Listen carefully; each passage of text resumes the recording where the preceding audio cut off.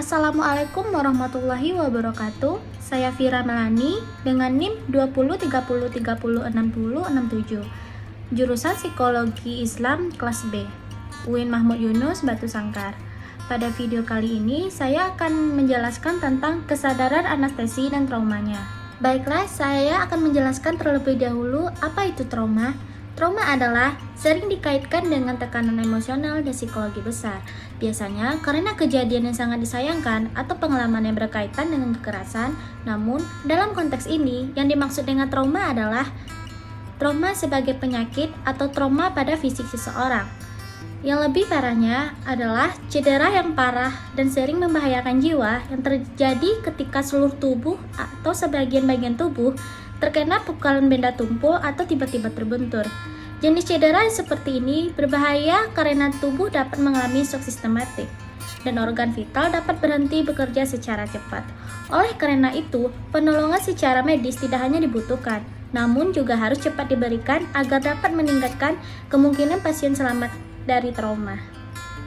Sedangkan anestesi atau dikenal sebagai proses pembiusan merupakan pemakaian obat bius dalam upaya menghilangkan rasa pada area atau bagian tubuh tertentu, bahkan menghilangkan kesadaran.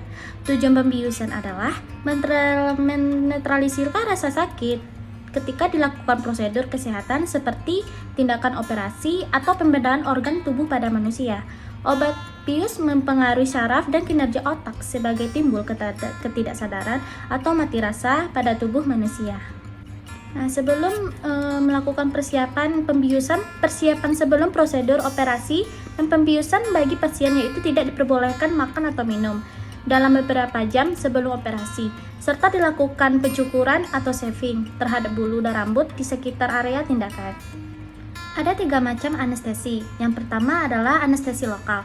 Anestesi lokal ini dilakukan dengan memblokir sensasi atau rasa sakit pada area tubuh yang akan dioperasi.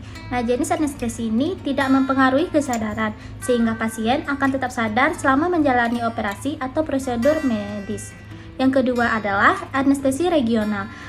Anestesi ini dilakukan dengan memblokir rasa sakit di sebagian tubuh. Seperti halnya anestesi lokal, pasien akan tetap tersadar selama operasi berlangsung, namun tidak dapat menahan atau merasakan sebagian anggota tubuhnya. Yang ketiga adalah anestesi umum. Nah, pada anestesi ini atau biasa disebut bius total adalah prosedur pembiusan yang membuat pasien menjadi tidak sadar selama operasi berlangsung. Anestesi jenis ini sering digunakan untuk beroperasi besar seperti operasi jantung terbuka, operasi otak, atau transplantasi organ. Nah, jadi ada salah satu contoh kasus yang dialami oleh seseorang. Ia mengalami trauma yang sangat berat karena akibat terbangun saat operasi patah tulangnya. Dia ini saat dia melakukan operasi patah tulang tersebut, tapi karena operasinya yang tidak berjalan lancar, waktu itu dia terbangun padahal operasinya itu belum selesai. Jadi dia merasakan semua tindakan bedah sampai proses jahit. Nah, karena itu sampai sekarang seringkali dia trigger atau ingat rasa sakitnya, bahkan sampai tiba-tiba menangis tanpa sebab.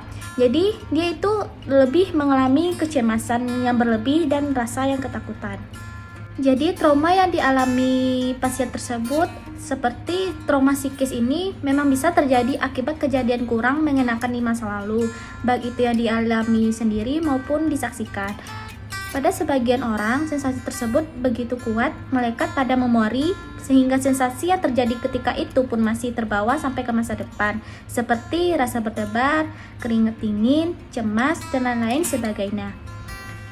Cara penyembuhannya atau penanganan pada trauma ini mungkin terkait apa disembuhkan atau tidak. Sebagaimana kebanyakan penyakit pada umumnya, upaya untuk mencapai kesembuhannya memang ada. Tapi tidak ada satupun penanganan yang dijamin akan selalu sukses di segala waktu. Untuk mengatasi trauma, bisa dilakukan dengan penanganan psikoterapi, terapi desensitisasi, hingga konsumsi obat. Khusus untuk obat, dan pasien ini bisa mendapatkannya setelah memeriksakan diri dan mendapat resep dari psikiater. Nah, itulah video presentasi singkat saya hari ini. Dan terima kasih kepada teman-teman dan kakak-kakak telah menyaksikan. Saya undur diri. Assalamualaikum warahmatullahi wabarakatuh.